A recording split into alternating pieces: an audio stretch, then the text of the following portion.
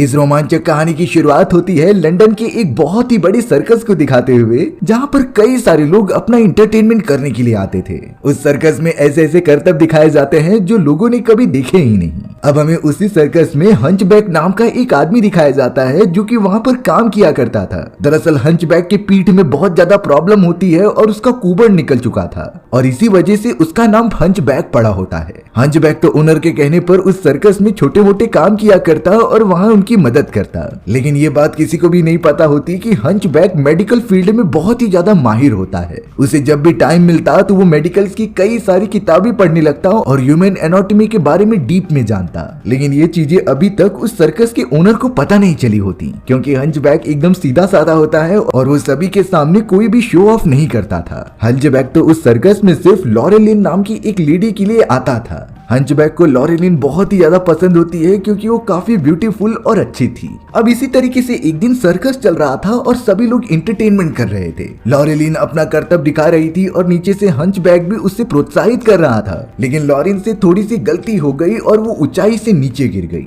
उसे इतनी ज्यादा चोट लगी होती है कि वो ठीक से सांस भी नहीं ले पाती। उस जगह पर तभी विक्टर नाम का एक वैज्ञानिक आ जाता है जो कि लॉरेलिन को चेक करने लगा था। हंचबैक भी वहां पर पहुंच जाता है। तभी विक्टर ने कहा कि शायद लॉरेलिन की सांस लेने वाली हड्डी टूट चुकी है। उसके गले के रीजन पर वही हड्डियां बीच में आ रही हैं, जिससे कि लॉरेलिन अच्छे से सांस नहीं ले पा रही। तब जाकर हंचबैक ने अपने मेडिकल में पड़ी हुई सारी चीजों को अप्लाई किया और लॉरेलिन के गले पर वो हड्डी एडजस्ट करके उसे सांस लेने में मदद की। लिटरली हंचबैक ने ह्यूमन एनाटॉमी पे इतना ज्यादा पढ़ाई कर ली थी कि उसे सारे बोन्स और वेसल्स के नाम भी याद थे और ये भी पता था कि कौन सा ऑर्गन किस तरीके से काम करता है। भले ही लॉरेलिन को थोड़ी सी चोट लगी थी, लेकिन वो हंचबैक की इस उपाय से एकदम ठीक हो गई। विक्टर तो यहाँ हंचबैक की इस यूनिक एबिलिटी को देखकर एकदम चौंक गया। वो तो अब बहुत ही ज्यादा सोचने के बाद कहने लगा कि तुम मेरे साथ चलो, क्योंकि इस जगह पर तुम अपने नॉलेज का वेस्टेज कर रहे हो। मेरे साथ चलोगे तो तुम्हारा नाम भी बहुत अच्छा हो जाएगा। लेकिन हंचबैक इस तरीके से लॉरेलिन को छोड़ के तो नहीं जा सकता था, इसीलिए वो इस समय के लिए विक्टर के ऑफर को रिजेक्ट कर देता है। लॉरेलिन को अब हॉस्पिटल में भेज दिया गया था और सभी लोग अपने घर पर चले गए थे। लेकिन जब सर्कस के ओनर को ये पता चला कि हंचबैक लगातार मेडिकल की पढ़ाई कर रहा है,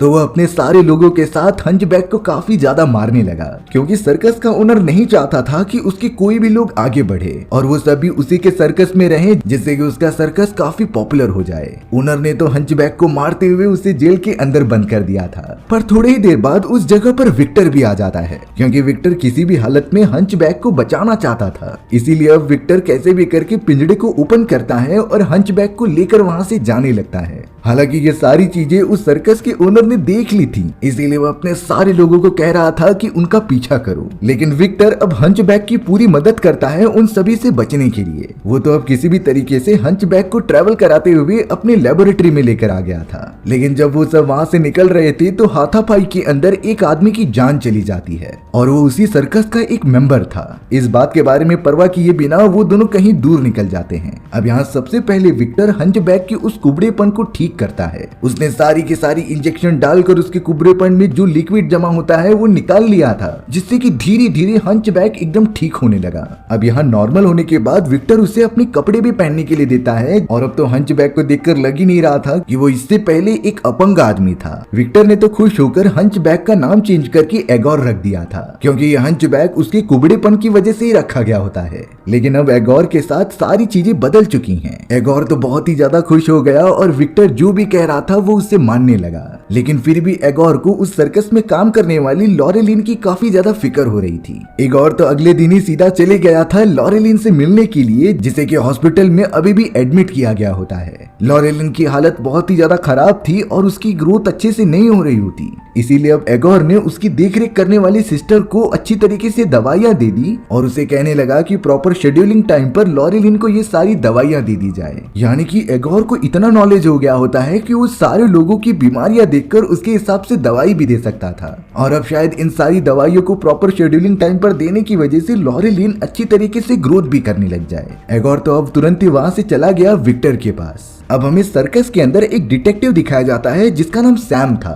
सैम तो अपने कुछ साथियों के साथ सर्कस में हुए मर्डर के ऊपर इन्वेस्टिगेशन कर रहा था, क्योंकि ये पूरा केस उसे ही मिला होता है। अब यहाँ सैम काफी सोच में पड़ गया कि आखिर ये मर्डर किसने किया होगा। दरअसल हाल ही में सैम को एक ऐसा रिपोर्ट मिली होती है जिसके अंदर एक मर्डरर कुत्ते, बिल्लियों और जानवरों का लगातार कत्ल करते जा रहा है और कहीं न कहीं सैम को लग रहा था कि इन कत्ल और सर्कस में हुए कत्ल के आपस में जरूर कोई कनेक्शन हो सकता है, यानी कि इन दोनों को मारने वाला एक ही इंसान है जो अभी तक छुप कर बैठा हुआ है। अब यहाँ सर्कस में पूछने पर सैम को पता चला कि हंचबैक नाम का एक आदमी गायब है, इसीलिए अब सैम का पूरा शक हंचबैक के ऊपर चला गया। तो उसने चारों तरफ वांटेड के पोस्टर लगा दिए थे हंचबैक के, यानी कि उसे किसी भी हालत में ढूंढना होगा। एगोर जब अपनी फोटोज दिखता है तो वो विक्टर के पास आ गया और उसे बताने लगा कि मेरी वांटेड की हर तरफ पोस्टर्स लगी हैं तो मैं कैसे रहूंगा। लेकिन विक्टर एगोर को शांत कराते हुए कहता है कि वो लोग तुम्हें नहीं पहचान पाएंगे, वो लोग हंचबैक को ढूंढ रहे हैं, ना ही एगोर को, क्योंकि अब नॉर्मल इंसान में ट्रांसफॉर्म हो जाने के बाद कोई भी एगोर को पहचान नहीं पा रहा था। इसी वजह से एगोर भी एकदम टेंशन फ्री हो जाता है। एगोर तो अब विक्टर के साथ एक लेबोरेटरी के अंदर आ गया था। विक्टर एगोर को अपने लेबोरेटरी में मौजूद कुछ एक्सपेरिमेंट्स के बारे में बताता है, जिसमें कि विक्टर ने पानी के जार के अंदर किसी जानवर की कटी गई आंखें रखी थी और अब वो उन्हीं आंखों के अंदर इलेक्ट्रिसिटी पास करने लगा था, जिससे कि कुछ ही देर बाद उन आंखों में अचानक से हलचल होने लगी। एगोर भी इन्हें देखकर एकदम चौंक गया और विक्टर की तरफ बड़ी गौर से देखने लगा। लेकिन ये एक्सपेरिमेंट ज्यादा समय तक नहीं चलता, क्योंकि उसके बाद आंखें पूरी तरीके से खराब हो चुकी थी। इसीलिए अब एगोर उस पूरे मैकेनिज्म को समझते हुए विक्टर को ये बता रहा था कि शायद इसके नर्वस सिस्टम के वेसल्स अभी तक जुड़े नहीं हैं, इसीलिए ये नॉर्मली मूव कर रहा है और पूरी तरीके से फंक्शनिंग नहीं हो पा रहा। विक्टर इन बातों को सुनकर खुश हो जाता है, क्योंकि कोई तो है जो उसके एक्सपेरिमेंट को समझ रहा है। एगोर ने तो उस पूरे लेबोरेटरी को एक्सप्लोर करना स्टार्ट कर दिया था, जहां पर उसने नोटिस किया कि विक्टर ने इसी तरीके से कई सारे जानवरों के बॉडी पार्ट्स काट कर रखे गए हैं और वो उनके अंदर इलेक्ट्रिसिटी पास कराकर जिंदा करने की कोशिश कर रहा था। यहाँ पर हमें एक सच्चाई पता चलती है कि डिटेक्टिव सैम जिस आदमी को ढूंढ रहा होता है वो और कोई नहीं बल्कि विक्टर ही है, क्योंकि विक्टर ने हाल ही में कई सारे जानवरों को जान से मार दिया उनके ऊपर एक्सपेरिमेंट करने के लिए। दरअसल उसका मेन मोटिव होता है कि वो किसी भी मरे हुए इंसान या फिर मरे हुए जानवर को जिंदा कर दे। हालांकि अभी तक वो बिल्कुल भी कामयाब नहीं हो पाया है, लेकिन अब एगोर के आने के बाद उसे थोड़ी सी उम्मीद दिखती है और उसकी मदद करने वाला भी कोई आ चुका है। एगोर भी अब यहाँ रेडी हो गया था विक्टर की सारी मदद करने के लिए। वो तो उसके हर एक एक्सपेरिमेंट में शामिल हो जाता है और उसकी हर तरफ से हेल्प भी करता है। अब यहाँ एक रात विक्टर एगोर को एक बहुत ही बड़ी पार्टी में लेकर आता है। एगोर शॉक तब हो गया जब उस पार्टी के अंदर वो लॉरेलिन को देख रहा था, क्योंकि वो बहुत ही ज्यादा लॉरेलिन से प्यार जो करता है। हालांकि जब एगोर लॉरेलिन के पास जाकर उससे कुछ बात करने की कोशिश करता है तो लॉरेलिन एगोर को शुरुआत में पहचान ही नहीं पाती, लेकिन फिर बाद में इंट्रोडक्शन करने के बाद लॉरेलिन एकदम शॉक रह जाती है, क्योंकि हंचबैक तो बहुत ही ज्यादा बदसूरत था, आखिर वो इतना हैंडसम कब से बन गया। तब जाकर एगोर लॉरेलिन को विक्टर के बारे में बताता है कि कैसे उसने उसकी बीमारी को ठीक किया और अब वो विक्टर के लिए ही काम करता है। उसने तो अपना नाम एगोर भी बता दिया था। थोड़ी देर में उस जगह पर विक्टर भी आता है, जिसने कि लॉरेलिन को देखकर उससे इंट्रोडक्शन कराया और वो कहीं न कहीं समझ चुका था कि एगोर लॉरेलिन को पसंद करता है। उसने तो एगोर को इशारा किया कि तुम्हारी पसंद काफी ज्यादा अच्छी है। वो पार्टी की रात काफी अच्छी तरीके से गुजारने के बाद विक्टर और एगोर अपनी लेबोरेटरी में वापस आ गए। यहाँ कई महीनों की मेहनत के बाद उन लोगों ने एक ऐसी बॉडी बना ली होती है जिसके ऑर्गन्स अलग अलग जानवरों से लिए गए थे और अब वो उन्हें जेनेटिकली पूरी तरीके से कंबाइन करके इलेक्ट्रिसिटी के झटके देते हैं। कई देर तक इलेक्ट्रिसिटी पास करने के बाद वो डेड बॉडी धीरे धीरे उठने लगी थी।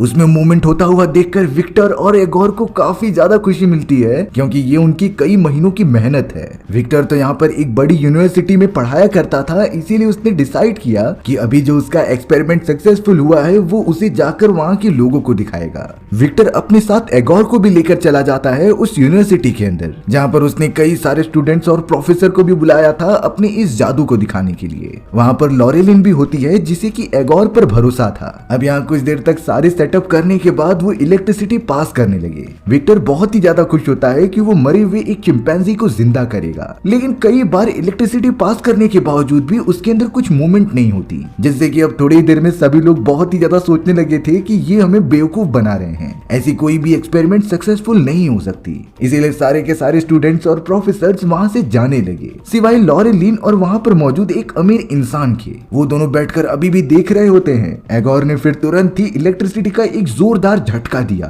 जिससे कि उस मरे हुए चिंपैंजी की बॉडी अब मूवमेंट करने लगी थी। वो तो धीरे धीरे उठ जाती है, जो किसी ने देखा ही नहीं होता। लेकिन इस बार उस मरे हुए चिंपैंजी की बॉडी काफी ज्यादा एग्रेसिव हो गई और वो लगातार लगातार अपने सामने आने वाले सभी लोगों पर हमला करने लग जाती है। विक्टर ने ये सारी चीजें कभी एक्सपेक्ट ही नहीं की थी, इसीलिए उसे जानबूझकर अपने ही एक्सपेरिमेंट यानी कि उस चिंपैंजी को मारना पड़ा, नहीं तो पता नहीं वो आउट ऑफ कंट्रोल होकर किसको चोट पहुंचा देता। लेकिन लॉरेल लिन और वो अमीर आदमी काफी इंप्रेस हो चुके थे। अमीर आदमी जो कि एक बिलियनर होता है, उसे पूरा भरोसा हो चुका था विक्टर के एक्सपेरिमेंट पे, इसीलिए उसने विक्टर से कहा कि मैं तुम्हारे एक्सपेरिमेंट के लिए फंडिंग करने के लिए तैयार हूँ, लेकिन तुम्हें अब जानवरों पर नहीं बल्कि एक इंसान पर एक्सपेरिमेंट करना होगा, यानी कि मरे हुए इंसान को वापस जिंदा करना। विक्टर को ये अपॉर्चुनिटी मिली होती है, इसीलिए तुरंत ही उसने हाँ कर दी थी। लेकिन एगोर इसके अगेंस्ट होता है। वो कह रहा था कि जानवरों तक ठीक है, लेकिन इंसानों के ऊपर एक्सपेरिमेंट करना ये पूरी तरीके से इलीगल था, यानी कि एगोर विक्टर के अगेंस्ट जाने की कोशिश करता है। पर विक्टर यहाँ एगोर को भरोसा दिलाते हुए कह रहा था कि मैंने ही तुम्हें ठीक किया है, इसीलिए मेरा तुम्हारे ऊपर एक एहसान है जिसे कि तुम मेरा एक्सपेरिमेंट पूरा करके करोगे।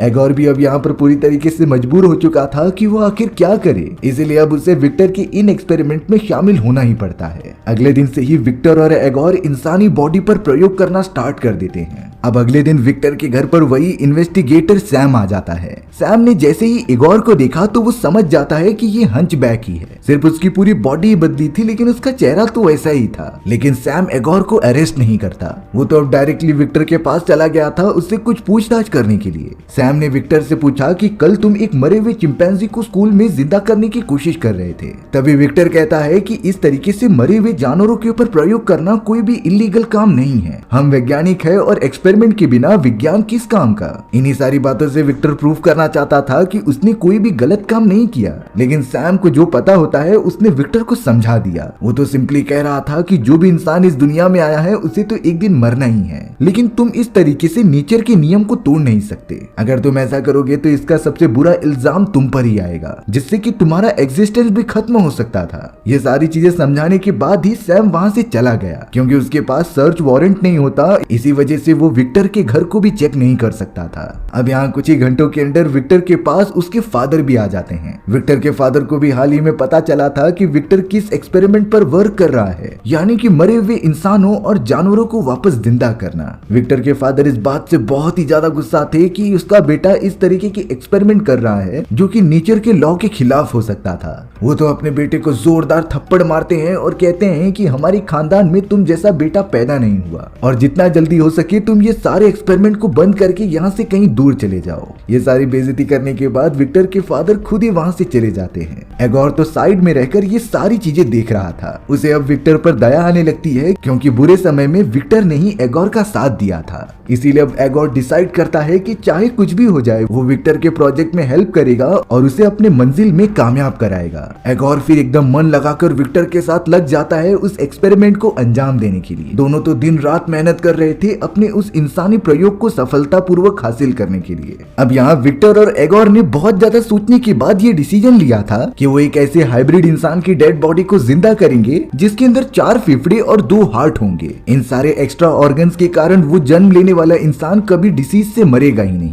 उन दोनों ने तो उस इंसान को जिंदा करने के लिए कई सारे स्ट्रक्चर्स बनाए थे और उसी हिसाब से वो ऑर्गन्स को कनेक्ट कर रहे होते हैं। एगोर यहाँ पर नोटिस करता है कि विक्टर के हाथ में एक छोटा सा वॉच है, जिसे देखकर वो बहुत ही ज्यादा उदास हो जाता था। विक्टर से पूछने पर विक्टर ने उसे बताया कि ये मेरे भाई की वॉच है जो कई सालों पहले मुझे बचाने के चक्कर में अपनी जान गंवा बैठा। दरअसल ये बात होती है 10 साल की, जब मैं और मेरा भाई बर्फीले वाले इलाके में जा रहे थे, लेकिन वहाँ पर एक बहुत ही बड़ा तूफान आने के कारण मेरे भाई ने मुझे बचाने के चक्कर में अपनी जान कुर्बान कर दी। विक्टर तो इसी घड़ी को देखकर हमेशा रोया करता है, क्योंकि वो आज भी इन सारी चीजों का जिम्मेदार अपने आप को मानता है। अगर वो उस जगह पर नहीं जाता तो उसके भाई की जान कभी खतरे में ही नहीं पड़ती। एगोर भी कहीं न कहीं समझ रहा था, इसीलिए वो विक्टर को संभालता है और एक्सपेरिमेंट पर फोकस करने के लिए कहता है। विक्टर जब यहाँ दुखी होता है तो एगोर ने ही उसे सपोर्ट दिया था। अब हमें महल में दिखाया जाता है जहाँ पर लॉरेल लिन और एगोर साथ में थे। दरअसल वो दोनों अब काफी पास आ चुके होते हैं और उनके बीच का रिलेशन काफी आगे बढ़ चुका था।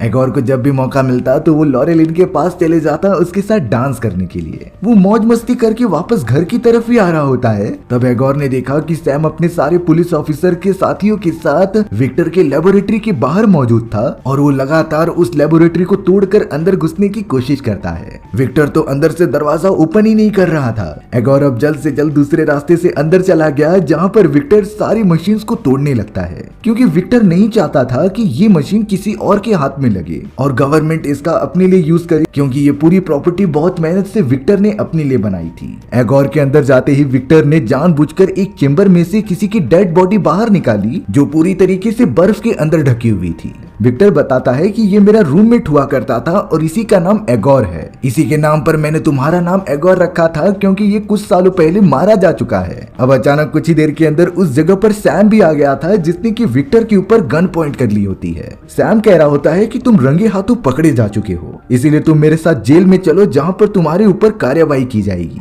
लेकिन विक्टर इतनी आसानी से सरेंडर नहीं करने वाला था। उसने तुरंत ही सैम के ऊपर हमला कर दिया और उसके हाथ को एक मशीन के अंदर फंसा दिया। विक्टर तो किसी भी तरीके से अब एगोर को लेकर वहां से कहीं दूर भाग जाता है। वो दोनों सीधा उसी बिलियनियर इन्वेस्टर के पास आ चुके थे जिसने कि विक्टर के इंसानी एक्सपेरिमेंट पर पैसे लगाए थे। विक्टर और एगोर ने तो उस बिलियनियर को सारी बातें बता दी थी कि कैसे पुलिस उनके पीछे लग चुकी है। इसीलिए अब उस इन्वेस्टर ने उन दोनों को कहा कि तुम स्कॉटलैंड वाले किले में चले जाओ जहाँ पर तुम दोनों एकदम सेफली अपना एक्सपेरिमेंट आगे बढ़ा सकते हो। वहाँ तुम्हें पुलिस वालों का कोई खतरा नहीं मिलेगा। विक्टर को भी ये सारी बातें काफी अच्छी लगती हैं, इसीलिए वो एगोर को कहने लगा कि हमें स्कॉटलैंड के लिए निकल जाना चाहिए। लेकिन एगोर यहाँ पर विक्टर के ऊपर शक करने लगा था। वो कहता है कि जिस रूममेट की डेड बॉडी तुम्हारे पास मौजूद है उसे और किसी ने नहीं बल्कि तुमने ही मारा होगा। हालांकि विक्टर एगोर को समझाता है कि ऐसी कोई भी बात नहीं है, वो तो अपने आप ही किसी रीजन की वजह से मर गया। लेकिन एगोर को सबूत चाहिए था जो कि विक्टर उसे प्रोवाइड नहीं कर पाता और एगोर ने तो विक्टर को उसके साथ जाने से मना कर दिया था। विक्टर भी इस बात पे बहुत ज्यादा गुस्सा हो गया, इसीलिए वो अकेले ही अपना एक्सपेरिमेंट कंप्लीट करने के लिए स्कॉटलैंड वाली जगह की तरफ निकल गया। उसके जाते ही अब वो इन्वेस्टर एगोर के पास आता है और उसे समझाता है कि विक्टर के रूममेट को उसने नहीं मारा था, बल्कि ये कुछ और रीजन होता है जो कि अभी तक एकदम रहस्यमयी है। और अब कुछ ही समय में जब विक्टर इस प्रोजेक्ट को कंप्लीट कर लेगा तो मैं विक्टर को जान से मरवा कर उस पूरे प्रोजेक्ट को अपने नाम करा लूंगा। यहाँ पर उस इन्वेस्टर ने अपने आदमियों से कहकर एगोर पर भी हमला करा दिया, क्योंकि उसे अब सारे प्लानिंग के बारे में पता चल चुका था। एगोर को काफी ज्यादा टॉर्चर करते हुए उसके हाथ पैर बांधकर पानी में फेंक दिया गया, जिससे कि वो वहीं तड़प तड़प कर मर जाए। लेकिन एगोर को काफी अच्छी तरीके से स्विमिंग आती थी, इसीलिए वो जल्द से जल्द खुद को आजाद कर लेता है और तुरंत ही वहां से निकलते हुए लॉरेलिन के पास आ जाता है। लॉरेलिन ने उसकी काफी अच्छी तरीके से मदद की और सुबह होते ही एगोर निकल पड़ रहा था स्कॉटलैंड के लिए ताकि वो विक्टर को प्रोटेक्ट कर सके और उसके एक्सपेरिमेंट में मदद करे। लॉरेलिन को तो एगोर की काफी फिक्र होने लगी, इसीलिए वो रिक्वेस्ट करती है कि मैं भी तुम्हारे साथ चलूंगी। हालांकि एगोर जानता था कि वो जगह काफी खतरनाक हो सकती है, लेकिन लॉरेलिन की इतने बार रिक्वेस्ट करने के कारण एगोर उसे मना ही नहीं कर पाता। इसीलिए वो उसे भी लेकर स्कॉटलैंड की तरफ बढ़ने लगा था, उस महल की ओर जहां पर विक्टर लगातार अपने एक्सपेरिमेंट को करता जा रहा है। एगोर और लॉरेलिन तो अपने रास्ते में होते हैं स्कॉटलैंड के उस महल की तरफ। वहीं अब हमें विक्टर की तरफ दिखाया जाता है जो उस महल में अपने प्रोजेक्ट को आगे बढ़ा रहा था। उसने इतनी मेहनत के बाद आखिरकार एक ऐसी बॉडी बना ली होती है जिसके अंदर 4 फेफड़े होंगे और 2 हार्ट्स होंगे, और अब उस डेड बॉडी को जिंदा करने के लिए उसे बहुत ही ज्यादा इलेक्ट्रिसिटी के झटके जरूरी होंगे। हालांकि वो सारे इलेक्ट्रिसिटी के झटके पृथ्वी पर कहीं भी जनरेट नहीं हो सकते थे, इसीलिए विक्टर ने बहुत पहले एगोर के साथ मिलकर सोचा था कि हम आसमान में जनरेट होने वाली बिजली को इसके ऊपर गिराएंगे जिससे कि ये डेड बॉडी वापस से जिंदा हो जाए। विक्टर ने देखते ही देखते वहां पर सारी तैयारियां कर ली थी और अब सिर्फ वेट कर रहा था बिजली गिरने का। एगोर भी अब लॉरेलिन के साथ उस जगह पर पहुंच चुका था, इसीलिए एगोर लॉरेलिन से कहता है कि जब तक मैं वहां से ना आ जाऊं तुम यहीं पर रहना। एगोर निकल पड़ता है महल की तरफ, वहीं लॉरेलिन उसका वेट करने लगी। लेकिन कुछ देर के अंदर ही वहां पर सैम अपने सारे ऑफिसर्स के साथ आ चुका था। सैम ने लॉरेलिन को पकड़ लिया और उसे अपने साथियों के साथ बंदी बना लिया। सैम हथियार लेकर तुरंत ही अंदर घुस जाता है क्योंकि वो नहीं चाहता चाहता था कि किसी भी तरीके से ये एक्सपेरिमेंट परफॉर्म हो। एगोर भी अब महल के अंदर जाते हुए विक्टर से मिलता है, जिससे कि विक्टर काफी खुश हो गया था। वो तो एगोर को गले लगा लेता है कि वो वापस उसकी मदद करने आ ही गया, लेकिन एगोर विक्टर को साफ साफ समझा रहा था कि जो इन्वेस्टर तुम्हारे प्रोजेक्ट पर पैसा लगा रहा है, ये प्रोजेक्ट कंप्लीट होने के बाद वो तुम्हें जान से मार देगा। लेकिन विक्टर के चेहरे पर जरा भी डर नहीं दिखाई दे रहा होता। वो तो सिंपली कहता है कि चाहे मेरी जान ही चली जाए, लेकिन मैं ये प्रोजेक्ट बना कर रहूंगा, क्योंकि प्रोजेक्ट सक्सेसफुल होने के बाद मैं किसी भी मरे हुए इंसान को जिंदा कर सकता हूँ। एगोर के बार बार मना करने के बावजूद भी विक्टर निकल पड़ा उस प्रोजेक्ट को आगे बढ़ाने के लिए। वो तो अब अपने सभी आदमियों को इशारा कर देता है कि प्रोसेस को आगे बढ़ाया जाए। आसमान में अब काफी बिजली चमकने लगी थी, जिससे कि कई सारे बलून्स ऊपर की तरफ लेकर जाने लगे, जो कि एक कंडक्टर का काम करेंगे बिजली को वहां से नीचे की तरफ ट्रांसफर करने के लिए। वहां पर अब काफी भारी मात्रा में बिजली ट्रांसफर होने लगी थी, जो कि वो सारे बलून्स अपने में एब्जॉर्ब कर लेते हैं। एकदम सेंटर में उसी डेड बॉडी को रखा गया था, जिससे कि विक्टर जिंदा करना चाहता है। तब जाकर हमें एक रियलिटी पता चली कि जो डेड बॉडी उसके पास मौजूद थी वो किसी और की नहीं बल्कि विक्टर के भाई की होती है। यानी कि अभी तक उसने अपने भाई की डेड बॉडी स्टोर करके रखी थी और विक्टर उसके बॉडी में चेंजेस करते हुए इस मेथड का यूज करते हुए उसे जिंदा करना चाहता था। बिजली अब बहुत ही तेजी से उस बॉडी के ऊपर गिरते हुए चारों तरफ स्प्रेड हो जाती है। इन सारी चीजों से एक ऐसी वाइब्रेशन निकली जिससे कि कई सारे कर्मचारी अपना दम तोड़ देते हैं। वहां मौजूद जितने भी लोग थे उनकी सांसें एकदम से बंद हो गई थी, क्योंकि ये इलेक्ट्रिसिटी का झटका काफी तेज होता है। विक्टर एगोर भी इस पूरे हमले में काफी घायल भी हो गए थे। लेकिन चौंकाने वाली बात ये होती है कि जिस डेड बॉडी के ऊपर वो एक्सपेरिमेंट कर रहे थे वो अब इतने झटके लगने के कारण जिंदा हो चुका होता है। उसका साइज बहुत ही ज्यादा बड़ा था और वो किसी शैतान जैसा दिख रहा होता है। विक्टर अपने इस सक्सेसफुल एक्सपेरिमेंट के बाद उस डेड बॉडी के पास चला जाता है और अपने भाई के नाम से उसे पुकारने लगता है, लेकिन उस डेड बॉडी के अंदर कोई भी रिस्पॉन्स नहीं आ रहा था, जैसे कि वो विक्टर को बिल्कुल पहचानता ही ना हो।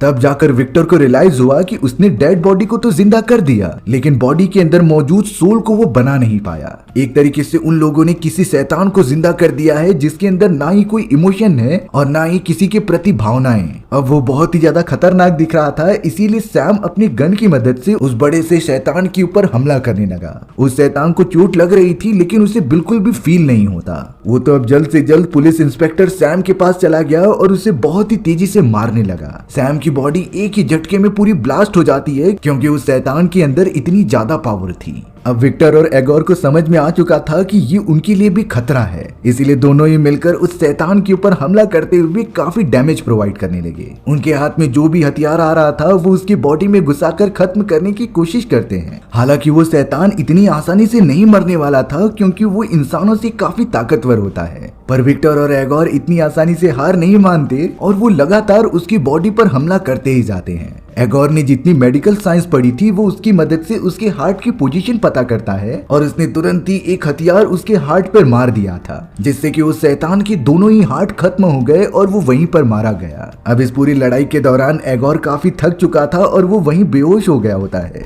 थोड़ी देर के अंदर जब उसे होश आया तो वहाँ पर सिर्फ लॉरेलिन मौजूद थी। विक्टर उसे कहीं दिखाई नहीं दे रहा होता है, इसीलिए जब वो लॉरेलिन के पास जाता है तो लॉरेलिन उसे विक्टर का एक लेटर देती है। उस लेटर को पढ़ने के बाद एगोर को ये पता चल रहा था कि विक्टर अब यहाँ से कहीं दूर जा चुका है। उसे अपनी गलतियों का साफ साफ एहसास था कि वो मरे हुए लोगों को इस तरीके से जिंदा नहीं कर सकता, क्योंकि उन लोगों के अंदर कोई भी सोल या फिर भावनाएं नहीं होती और वो एक तरीके से इंसानी सभ्यता के ऊपर खतरा भी बन सकते थे। विक्टर कह रहा था कि मैं एक लंबे सफर के ऊपर निकला हूँ और जब भी मुझे जरूरत पड़ेगी तो मैं तुमसे कांटेक्ट करूंगा। फिलहाल के लिए तुम लॉरेलिन के साथ मेरे पुराने वाले घर में रहो, जो कि मैंने तुम दोनों के नाम कर दिया है। एगोर भी अब लॉरेलिन के साथ अपनी नॉर्मल जिंदगी बिताने लगा और इसके साथ ही हमारी ये एडवेंचरस कहानी यहीं खत्म हो जाती है। सो व्यूअर्स, आपको ये स्टोरी कैसी लगी कमेंट सेक्शन में बताना भूलना मत। और अगर आपको मेरा एक्सप्लेनेशन 1% भी अच्छा लगा होगा ना तो वीडियो को लाइक एंड चैनल को सब्सक्राइब जरूर कर देना। मिलते हैं इसी तरीके की मजेदार वीडियोस में, तब तक के लिए बाय बाय।